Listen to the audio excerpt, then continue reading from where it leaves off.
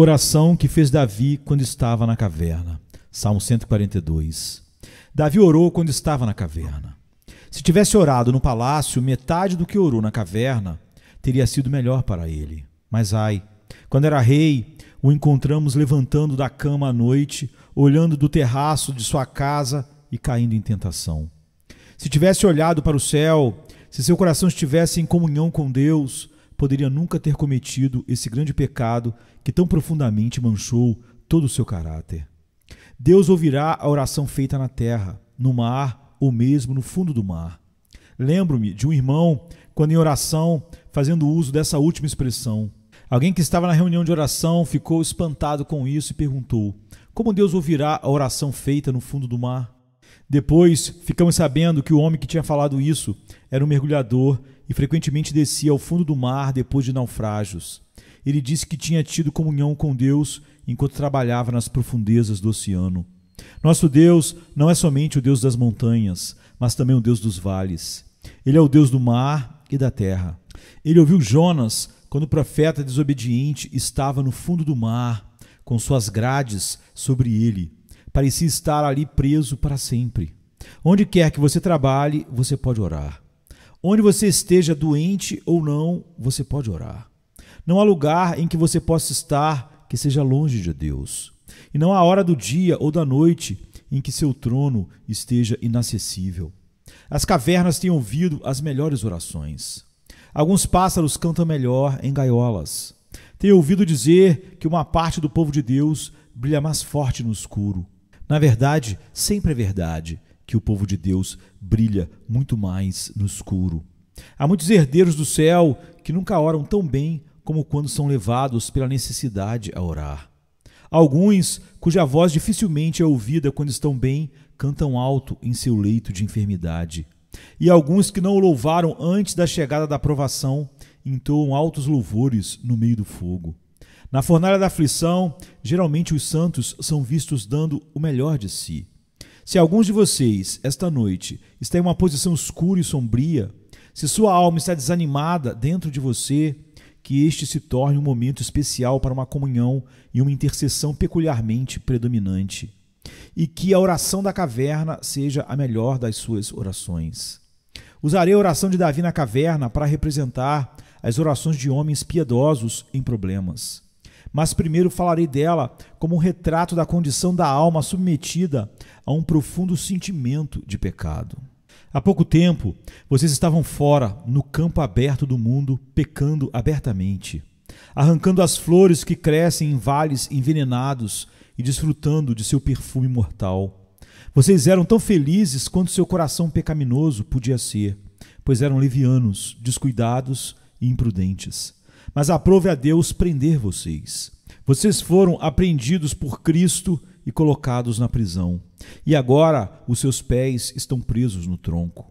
Hoje vocês se sentirão como aquele que saiu do brilho do sol e do ar perfumado para uma caverna escura e fétida, onde podem ver pouco, onde não há conforto e de onde parece que não há esperança de fuga.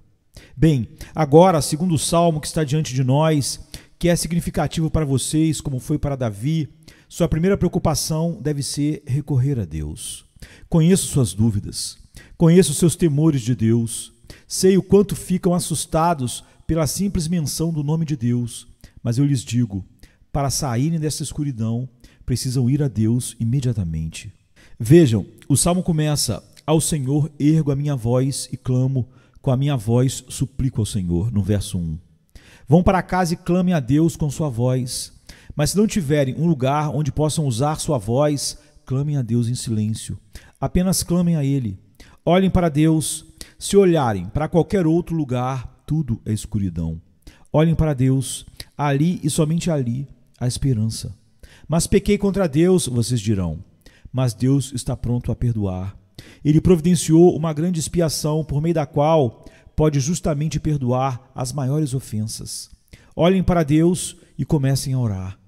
Conheci homens que dificilmente criam em Deus, mas tinham alguns pálidos desejos e clamaram. Sua oração foi pobre, mas Deus a ouviu. Conheci alguns que clamaram a Deus em desespero. Mal acreditavam que pudessem haver alguma utilidade nisso, mas era isso ou nada. E sabiam que não podiam se machucar orando. Então, dobraram seus joelhos e oraram. É maravilhoso saber que Deus ouve e responde orações simples. Orações que não têm pés para correr, nem mãos para agarrar. E um coração muito pequeno, mas ainda assim Deus as ouve e aceita. Dobrem os joelhos, vocês que se sentem culpados. Dobrem os joelhos se seu coração estiver suspirando por um pecado escondido. Se a escuridão sombria de suas iniquidades estiver te sufocando, clame a Deus e Ele os ouvirá. A próxima coisa a fazer é uma confissão completa. Davi diz: derramo perante Ele a minha queixa. À sua presença exponho a minha tribulação. O coração humano anseia por se expressar. Uma dor reprimida permanecerá e queimará na alma até que sua fumaça irrite os olhos do espírito. Às vezes, não é uma coisa ruim falar a um amigo cristão sobre a angústia do seu coração. Não os encorajo a fazer isso em primeiro lugar, longe disso, mas isso ainda pode ser útil para alguns. Mas de qualquer forma, façam uma confissão completa ao Senhor. Digam-lhe como vocês pecaram. Digam-lhe como tentaram se salvar e falharam. Digam-lhe o quanto são miseráveis, o quanto são inconstantes, o quanto são volúveis, o quanto são orgulhosos, o quanto são devassos, o quanto sua ambição os arrasta como um cavalo descontrolado. Digam-lhe todas as suas faltas, todos os seus pecados, todas as que puderem lembrar. Não tentem esconder nada de Deus. Vocês não podem fazer isso, pois Ele sabe tudo. Portanto, não hesitem em lhe dizer tudo. O segredo mais escuro, até mesmo o pecado que vocês não querem sequer sussurrar na tempestade noturna. Digam tudo. Digam tudo. A confissão a Deus é boa para a alma. O que encobre as suas transgressões jamais prosperará, mas o que as confessa e deixa alcançará misericórdia. Provérbios 28, verso 13. Eu insisto com qualquer de vocês que esteja em uma caverna sombria, que procure um lugar secreto e tranquilo, e a sós com Deus, derrame seu coração diante dele. Davi diz: à sua presença exponho a minha tribulação. Não pense que o uso de palavras piedosas possa ter alguma utilidade. Não são meramente palavras que você tem que pronunciar. Você tem que expor seu problema diante de Deus. Como uma criança conta à sua mãe suas dores. Diga ao Senhor quais são suas dores, suas queixas, suas misérias, seus temores. Exponha tudo isso e grande alívio virá sobre o seu espírito. Portanto, primeiro recorra a Deus, depois confesse a Ele. Terceiro, reconheça diante de Deus que não há esperança para vocês a não ser em sua misericórdia soberana. Digam como Davi: olha à minha direita e vê, pois não há quem me reconheça, nenhum lugar de refúgio, como está no verso 4. Há apenas uma esperança para vocês. Reconheçam isso. Talvez vocês tenham tentado ser salvos por suas boas obras, seu legalismo e etc. Todas elas são inúteis quando colocadas juntas. Talvez vocês esperem ser salvos por sua religiosidade. Metade dela é hipocrisia. Como um homem pode esperar ser salvo por hipocrisia? Vocês esperam ser salvos por seus sentimentos? O que são seus sentimentos? São tão inconstantes quanto as condições atmosféricas. Um sopro de vento transforma todos os seus bons sentimentos em murmuração e rebelião contra Deus. Amigos, vocês não podem cumprir a lei de Deus. Este é o único outro caminho para o céu. O perfeito cumprimento dos mandamentos de Deus os salvaria, se vocês nunca tivessem cometido um pecado. Mas tendo pecado, nem mesmo isso poderia salvá-los, pois a obediência futura não apaga a desobediência passada. Aqui, em Cristo Jesus, a quem Deus estabeleceu como propiciação pelo pecado, está a sua única esperança. Agarrem-se a ela. Na caverna de suas dúvidas e temores, com a umidade pegajosa do seu desespero, resfriados e entorpecidos pelo medo da ira vindoura, aventurem-se a fazer Deus, em Cristo Jesus, sua única certeza, e vocês terão perfeita paz. Então, além disso, se ainda estiverem na caverna de dúvida e pecado, aventurem-se a suplicar a Deus que os liberte. Vocês não podem fazer uma oração melhor do que esta que Davi fez na caverna. Tira a minha alma do cárcere, para que eu dê graças ao teu nome. Verso 7. Vocês estão na prisão agora, e não podem sair dela por si mesmos. Vocês podem se agarrar às barras e tentar sacudi-las para frente e para trás, mas elas estão bem presas. Não se quebrarão em suas mãos. Vocês podem meditar, pensar, inventar, contemplar, mas não podem abrir esta grande porta de ferro. Mas há uma mão que pode quebrar o portão de bronze e há um poder que pode fazer em pedaço as barras de ferro. Ó homem na gaiola de ferro, há uma mão que pode abrir a gaiola e libertá-lo. Você não precisa ser prisioneiro. Você não precisa ficar preso. Você pode andar à vontade por meio de Jesus Cristo, o Salvador. Apenas confie nele e faça com fé esta oração esta noite. Tira a minha alma do cárcere, para que eu dê graças ao teu nome, e ele o libertará. Ah, pecadores, deem graças ao nome de Deus quando ele os tirar do cárcere. Eu me lembro de como, quando fui liberto, me vi cantando todo o tempo e pude muito bem usar a linguagem do Dr. Watts em seus hinos. Oh, por milhares de línguas cantarei o louvor do meu grande Redentor. Meu velho amigo, Dr. Alexander Fletcher, parece estar diante de mim agora, pois me lembro de ouvi-lo dizer às crianças que quando os homens saem da prisão, dão graças àquele que os libertou. Ele disse que estava descendo a Old Bailey certo dia e viu um rapaz plantando bananeiras, dando cambalhotas, dançando e pulando de todas as formas. Ele perguntou ao rapaz: "O que você está fazendo? Você parece estar muito feliz." E o rapaz respondeu: "Ah, senhor, se o senhor tivesse ficado 6 meses preso e tivesse acabado de ser solto, o senhor também estaria feliz." Não tem dúvida de que isso é verdade. Quando a alma é liberta de uma prisão muito pior do que jamais houve em Newgate, ela deve cantar sem parar e fazer de toda a sua vida um hino que louva ao Cristo que liberta. Este é o meu conselho para vocês que estão na caverna com a alma atribulada. Que Deus os abençoe. Vocês não precisam fazer nada além daquilo que lhes disse hoje. Se estiverem com sentimento de culpa, atentem bem para o que eu disse e deixem que outras pessoas ouçam o resto do sermão, que pertencem mais especificamente a elas. Este salmo pode ajudar a expor a condição de um crente perseguido. Um crente perseguido? Existe isso nos nossos dias? Ah, queridos amigos, há muitos crentes perseguidos. Quando o homem se torna cristão, ele se torna diferente de seus companheiros. Certo dia estava na janela da minha casa meditando sobre o sermão que eu deveria preparar e não consegui encontrar um texto, quando de repente vi uns pássaros voando. Havia um canário que tinha escapado de sua gaiola e estava voando sobre os telhados das casas do outro lado da rua. Ele estava sendo perseguido por uns 20 pardais e outros pássaros bravos. Pensei neste texto: minha herança é para mim uma ave de rapina de várias cores, contra a qual se ajuntam todas as aves de rapina. Jeremias 12, verso 9. Porque eles pareciam dizer uns aos outros: aqui está um sujeito amarelo. Não vimos outros como ele em Londres. Ele não tem que estar aqui. Vamos expulsar este fanfarrão. Vamos matá-lo ou deixá-lo tão escuro quanto nós.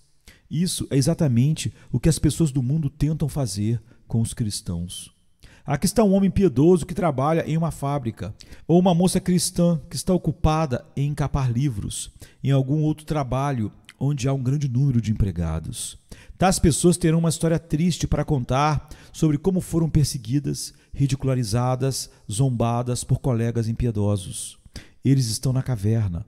Pode ser que vocês estejam na condição descrita aqui e não saibam o que fazer. Vocês estão como Davi, quando escreveu o 3º verso: quando dentro de mim me esmorece o espírito. Os perseguidores se voltaram contra vocês e isso é algo tão novo para vocês como novos crentes que vocês estão totalmente perplexos e não sabem o que fazer. Eles são tão severos, tão ferozes, tão incessantes e descobrem seus pontos fracos e sabem tocá-los em suas feridas, para que realmente não saibam o que fazer. Vocês são como um cordeiro no meio de lobos, não sabem que caminho tomar. Bem, então digam ao Senhor como Davi: quando dentro de mim me esmorece o espírito, conheces a minha vereda. Deus sabe exatamente onde vocês estão e o que têm que suportar. Tenham confiança de que, quando não souberem o que fazer, Ele pode dirigir e dirigirá os seus caminhos se confiarem nele. Além disso, pode ser que vocês sejam grandemente tentados. Davi disse: no caminho em que ando me ocultam armadilhas. Verso 3. Isso acontece frequentemente com homens jovens em um armazém ou com vários balconistas em um estabelecimento comercial. Descobrem que um jovem colega se tornou cristão e tentam fazê-lo fracassar.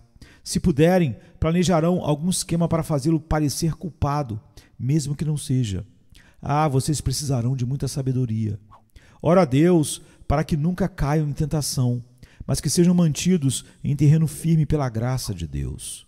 Jovens soldados cristãos frequentemente passam um tempo difícil nas trincheiras, mas espero que provem ser verdadeiros soldados e não entreguem 1 centímetro àqueles que os querem desviar.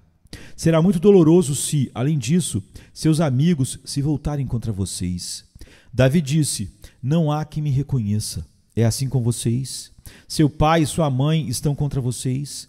Sua esposa ou seu marido está contra vocês? Seus irmãos e irmãs os chamam de santarrões hipócritas? Eles apontam o dedo com escárnio quando vocês chegam em casa? E frequentemente, quando participam da ceia do Senhor, quando ficam tão felizes, vocês ouvem um xingamento assim que passam pela porta. Sei que é assim com muitos de vocês. A Igreja de Cristo em Londres é como Ló em Sodoma.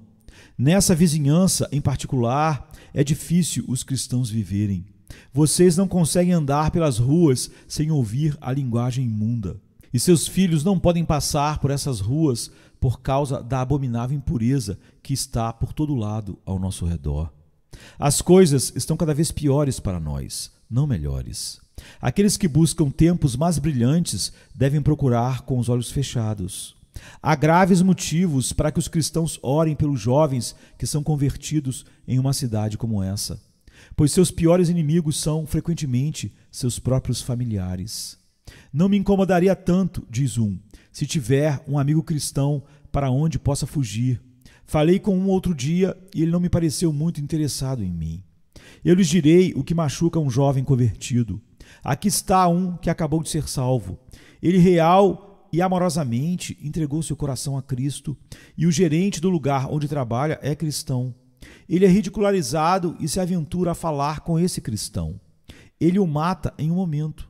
Não tem simpatia por ele. Bem, há um outro cristão antigo que trabalha na mesma bancada e assim o jovem convertido começa a falar com ele sobre o seu problema, mas ele é irritável e não é honesto em seu trabalho. Tenho observado alguns cristãos que parecem se fechar em si mesmos e não parecem perceber os problemas dos iniciantes na vida divina. Que não seja assim entre vocês, meus queridos irmãos e irmãs. Cultivem grande amor por aqueles que, tendo ingressado no exército de Cristo, são muito atacados pelo adversário. Eles estão na caverna. Não os rejeitem. Eles estão fazendo o melhor que podem. Fiquem ao lado deles. Digam: eu também sou cristão. Se vocês estão desonrando este rapaz, expondo-o ao ridículo, façam isso comigo também. Se estão reclamando dele, reclamem de mim também, pois eu também creio como ele. Vocês farão isso? Alguns de vocês sim, tenho certeza. Vocês ficarão ao lado do homem de Deus que defende as verdades reveladas do Senhor. Alguns de vocês ficarão, mas há muitos companheiros que querem se preservar e, se puderem fugir de uma luta, ficarão felizes em ir para casa dormir, até que a batalha termine. Deus nos ajude a ter mais do leão em nós e não tanto do cachorro vira-lata. Que Deus nos dê a graça de ficar ao lado daqueles que estão totalmente do lado de Deus e seu Cristo, para que sejamos lembrados com eles quando ele voltar. Pode ser que o pior ponto de vocês seja que vocês se sentem muito frágeis. Vocês dizem: não me importaria com a perseguição se me sentisse forte, mas sou tão fraco. Bem, sempre distinga entre sentir-se forte e ser forte. O homem que se sente forte é fraco. O homem que se sente fraco é o homem que é forte. Paulo disse: quando sou fraco, então é que sou forte. 2 Coríntios 12, 10. Davi ora: livra-me dos meus perseguidores, porque são mais fortes do que eu. Apenas escondam-se na força de Deus. Orem muito. Tomem Deus como seu refúgio e sua porção. Tenham fé nele e vocês serão mais fortes do que os seus adversários. Eles podem parecer vencê-los, mas vocês logo se levantam de novo. Eles podem colocar diante de vocês problemas que vocês não conseguem resolver. Podem igualar seu conhecimento científico e vocês podem ficar em desvantagem. Mas nunca se esqueçam de que o Deus que os levou para a caverna preparará mesa para vocês naqueles dias. Apenas suportem até o fim. Prefiro que haja algum problema em ser cristão, pois se tornou muito comum as pessoas dizerem que são cristãs. Se eu estiver certo, será algo muito menos comum do que agora uma pessoa dizer: eu sou cristã. Haverá dias em que haverá limites claros. Alguns de nós ajudarão a traçá-los, se pudermos, quando as pessoas não usarem a vestimenta cristã, ostentarem o nome cristão, mas viverem como se não fossem, e agirem como ímpios, e amarem mais as tolices do mundo do que a verdade de Deus. Nós nos vestiremos com a verdade. Haverá tempo em que haverá uma divisão na casa do Senhor. Os sim irão para um lado e os não irão para o outro. Há muito tempo estamos misturados. E eu digo que chegue logo o dia em que cada cristão tiver que passar por um corredor polonês. Isso será bom para os crentes genuínos. Tirará um pouco de joio do meio do trigo. Teremos o ouro puro quando o fogo esquentar e o cadinho for colocado nele, pois então a escória será separada do metal precioso. Tenham coragem, irmãos e irmãs, se estiverem na caverna agora. O Senhor os tirará dela na hora certa. Para encerrar, quero falar um pouco sobre a condição de um crente que está sendo preparado para a maior honra e o serviço mais amplo. Não é curioso que sempre que Deus quer tornar um homem grande, primeiro ele sempre o quebra em pedaços? Houve um homem a quem Deus quis tornar um príncipe. Como ele fez isso? Deus se encontrou com ele certa noite e lutou com ele.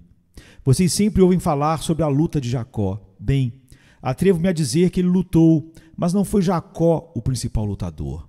A Bíblia diz: lutava com ele um homem até o romper do dia. Gênesis 32, 24. Deus tocou a coxa de Jacó e deslocou a junta da coxa antes de chamá-lo de Israel, isto é, príncipe de Deus. A luta esgotou todas as suas forças, e quando ficou totalmente sem forças, Deus o chamou de príncipe. Ora, Davi devia reinar sobre todo Israel. Qual era o caminho até Jerusalém para Davi? Qual era o caminho para o trono? Bem, esse caminho passava pela caverna de Adulão. Ele devia ir para lá e ser um fora da lei e um rejeitado, pois esse era o caminho pelo qual seria feito rei. Você já percebeu em sua própria vida que sempre que Deus vai lhe dar uma bênção e colocá-lo em uma esfera mais ampla de conhecimento ou em uma plataforma mais elevada de vida espiritual, vocês sempre são lançados para baixo? Esse é o seu modo costumeiro de agir. Ele o deixa faminto antes de alimentá-lo. Ele os desnuda antes de vesti-los. Ele não faz nada com vocês antes de fazer alguma coisa em vocês. Foi assim com Davi. Ele seria o rei em Jerusalém, mas devia ir para o trono pelo caminho da caverna. Ora, há algum de vocês aqui indo para o céu, ou indo para um estado mais celestial de santificação, ou indo para uma esfera maior de utilidade? Não se espantem se forem pelo caminho da caverna. Por que é assim? Primeiro, porque se Deus os tornará muito úteis, ele precisa ensinar-lhes a orar. O homem que é um grande pregador, mas não consegue orar, não terá um bom final. A mulher que não consegue orar e é designada para lecionar em uma classe de escola dominical já chegou a um final ruim. Se vocês conseguirem ser grandes sem oração, sua grandeza será uma ruína.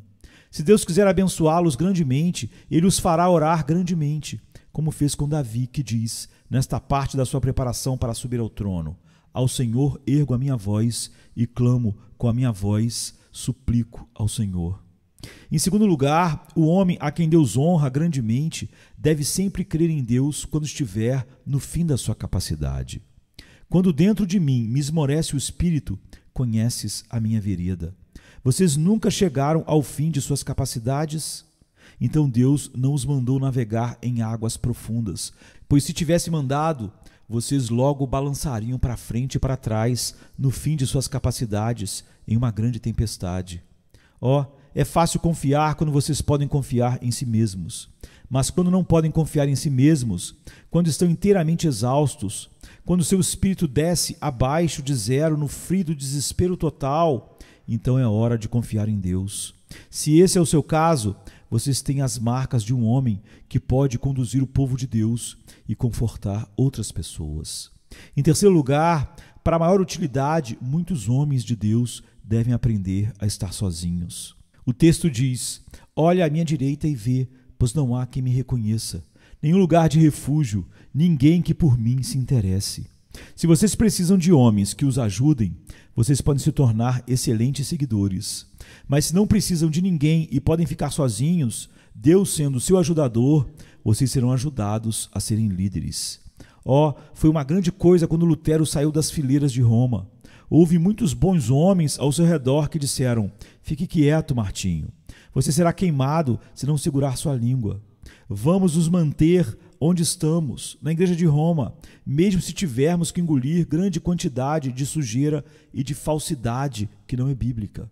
Podemos crer no Evangelho e permanecer onde estamos, em silêncio. Mas Lutero sabia que devia desafiar o anticristo e declarar o puro Evangelho do Deus bendito. E ele devia ficar sozinho pela verdade de Deus, mesmo que houve contra ele tantos demônios quanto telhas nos telhados da cidade de Worms. Esse é o tipo de homem a quem Deus abençoa. Desejo em Deus que muitos rapazes aqui tenham a coragem de sentir em sua posição particular e dizer: posso ficar sozinho se for preciso. Estou feliz em ter meu mestre e meus companheiros comigo. Mas se ninguém for para o céu comigo, eu lhes direi adeus e irei para o céu sozinho, pela graça de Deus e de seu Filho amado Jesus. Mais uma vez, o homem a quem Deus abençoará deve ser o homem que tem prazer somente em Deus. Davi diz: a ti clamo, Senhor, e digo: tu és o meu refúgio, o meu quinhão na terra dos viventes. Ter Deus como nosso refúgio e fazer de Deus nosso quinhão. Vocês perderão seu emprego, vocês perderão sua renda, vocês perderão a aprovação dos seus companheiros e da nossa cultura. Diz o crente, mas não perderei meu quinhão, pois Deus é o meu quinhão. Ele é trabalho, renda e tudo para mim, e serei sustentado por ele, venha o que vier. Se você tiver aprendido a alegrar-se no Senhor, ele fará o que deseja o seu coração. Vocês chegarão a tal estado que Deus poderá usá-los a fazer muito de vocês. Mas até que vocês façam muito de Deus, ele nunca fará muito de vocês. Deus nos livre de ter nosso quinhão nesta vida, pois se tivermos, não estaremos entre o seu povo. Aquele a quem Deus usa deve aprender a ter compaixão pelo pobre povo de Deus. Por isso, vemos essas palavras de Davi no verso 6. Me vejo muito fraco. O Senhor grande coração, embora devesse ser forte para matar os gigantes que infestam o caminho do peregrino, deve ser um homem que seguiu ele mesmo por este caminho, se quiser ser líder de outros. Se o Senhor quiser abençoá-los, irmãos, e torná-los úteis à sua igreja, ele os provará. Metade, na verdade, talvez 90% das provações dos ministros de Deus não são enviadas a eles por sua própria causa. Elas são enviadas para o bem de outras pessoas. Muitos filhos de Deus que vão facilmente para o céu fazem muito pouco pelos outros. Mas outros dos filhos de Deus que têm todas as entradas e saídas e mudanças de uma vida cristã experiente, as têm somente para que possam se preparar melhor para ajudar os outros, para que sejam capazes de se sentar e chorar com os que choram e se alegrar com os que se alegram. Então, amados irmãos que estão na caverna, e vocês, minhas irmãs, que têm profundo conhecimento espiritual, quero confortá-los mostrando que esse é o caminho de Deus para fazer algo com vocês. Ele está cavando vocês. Vocês são como um poço velho, não são mais suficientes. E Deus está cavando vocês para abrir mais espaço para mais graça. Sua pá é forte e cava torrão após torrão e coloca de lado. Aquilo que vocês gostariam de manter será tirado e jogado fora, e vocês serão cavados para que a palavra de Elias seja cumprida. Fazei neste vale covas e covas, porque assim diz o Senhor, não sentireis vento, nem vereis chuva, todavia este vale se encherá de muita água. 2 Reis 3, 16 e 17. Vocês devem ser provados, meus amigos, para que Deus seja glorificado em vocês. Por último, para que Deus possa usá-los, vocês devem ser cheios de louvor. Ouçam o que diz Davi: tira a minha alma do cárcere, para que eu dê graças ao teu nome. Os justos me rodearão quando me fizeres esse bem. Que Deus dê a meus irmãos e irmãs aqui, que estão sendo provados para o seu bem e afligidos para a sua promoção, graça para começarem a louvá-lo. São os cantores que vão à frente. Aqueles que louvarem melhor serão mais aptos a conduzir os outros no trabalho. Não me digam para seguir um líder melancólico, triste e deprimido. Não, amados senhores, não podemos trabalhar no tom de músicas fúnebres e melancólicas. Nossos soldados nunca venceriam em Waterloo se essa tivesse sido a música no dia da batalha. Não, não. Dei-nos músicas alegres, de júbilo a Deus. Puxem a espada e golpeiem. Se vocês tiverem um espírito alegre, satisfeito no Senhor e feliz depois de todas as suas provações e aflições, e se puderem se alegrar mais por terem sido tão rebaixados, então Deus está fazendo algo com vocês e ainda os usará para conduzir seu povo a maiores obras de graça. Falei esta noite sobre 3 tipos de pessoas. Que Deus conceda a cada um de vocês graça para pegar o que lhes pertence. Mas se vocês virem alguém do primeiro tipo antes de saírem do templo, alguém que esteja na caverna de trevas sob abatimento de culpa, se quiserem ir à comunhão, mas sentirem que devem parar e confortá-los, façam isso. Coloquem-se em segundo lugar. Há uma obra maravilhosa a ser feita nos saguões e nos bancos da igreja depois que o culto termina. Há alguns irmãos e irmãs amados que estão sempre fazendo isso. Eles se chamam de meus cachorros, entre aspas, porque vão e pegam os pássaros que acertei o tiro. Desejo que peguem muitos esta noite. Que alguns de vocês estejam sempre em alerta para olhar para um rosto e ver se há alguma emoção ali. Apenas remem sua canoa ao lado daquele pequeno barco e vejam se conseguem se comunicar com a pobre pessoa atribulada a bordo. E dizer uma palavra para alegrar um coração triste é o que você deve fazer. Façam sempre isso, pois se vocês mesmos estiverem na prisão, o caminho de saída é ajudar outros a saírem. Deus transformou o cativeiro de Jó quando ele orou por seus amigos. Quando começamos a olhar para os outros e buscamos ajudar os outros, Deus nos abençoa. Que seja assim, por causa do seu nome. Amém. Venha se cansado estás,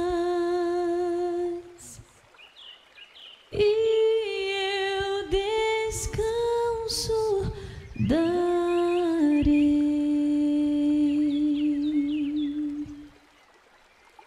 Tu descansarás.